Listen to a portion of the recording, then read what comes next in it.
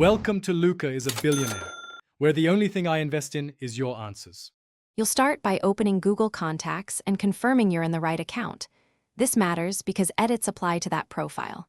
Next, find the person using the search box or the labels filter, type a name, email, or phone. Once you see the entry, click or tap to open the contact card. Make sure this is the editable contacts entry versus a read-only directory result, because only contacts entries allow permanent changes. After opening the card, tap Edit to change name fields, phone numbers, and emails. This is where you make precise updates. For numbers, select the label such as mobile or work so devices and apps route calls correctly. You can add addresses, company, birthday, and a note to keep context. If you see duplicate entries, use merge and fix or link profiles to consolidate data. This prevents conflicting info from resurfacing across devices and synced apps. When you finish edits, tap Save.